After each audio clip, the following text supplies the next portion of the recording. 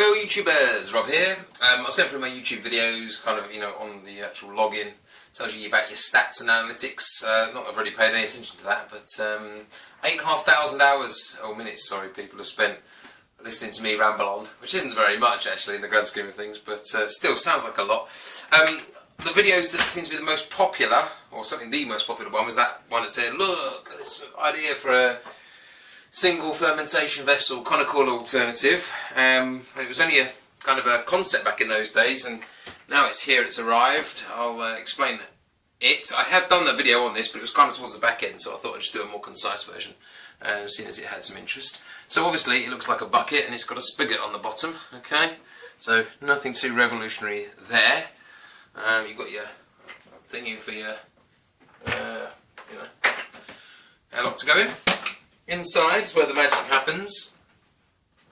So you can say what's what my final design. I'm not sure if you can tell the colours here or not. So that one's black. That one's one's green. I've got these little sucker things which I just managed to salvage off like a heating element thing for a fish aquarium heater, just to hold the bottom in place as I pull the inner one out, so because otherwise my wife would have had to help me. So essentially it's a double false bottom, so with handles on the first. So you put your beer in there to begin with, put the lid on, let it do its thing, and then when you're ready to take out the first batch of gunk and trub, you literally just lift that out like so. Magic, magic. Okay, and in there will be all your sludgy slurry. You pour some of your beer back in. As long as you do it slowly, it doesn't make any air, doesn't like introduce oxygen or anything, so there's nothing to worry about. I've not licked these because, or wet them, because it's been a while since I pulled this out.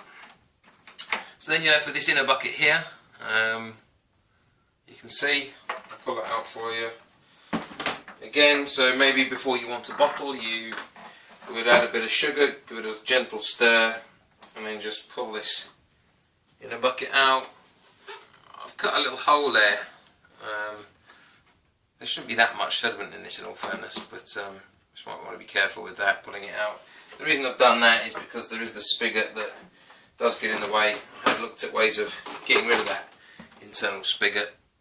I couldn't really work out any decent way of doing it. So basically that hole just allows that spigot to protrude. And then you'd bottle from the bucket with ideally very, very little sediment in this inside inner final chamber. So it allows you to do your primary, your secondary, and then your bottling all from one vessel using a normal bucket. I can't remember the name of this. It's called a Jockey Jet 320 PM.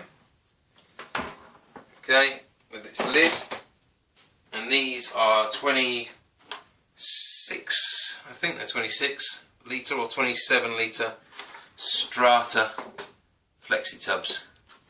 I got all of this from the range. Total price, these were £3 each, and they're so easy to cut, you can cut with scissors. So that's what, £6, 10 quid for a bucket, spigot, 20 quid. You've got yourself an alternative to conical fermenter. I've not actually used this in production yet. I'm still waiting for a brew day to give it a go. All my other efforts where I've kind of tried different variances have worked to a degree, but having it now flush to the bottom, that is really gonna, I can't see it not working, to be honest. So I hope that helps. And on the actual day when it comes to doing some of this stuff and moving it, I'll make another video or two. Alright, take care.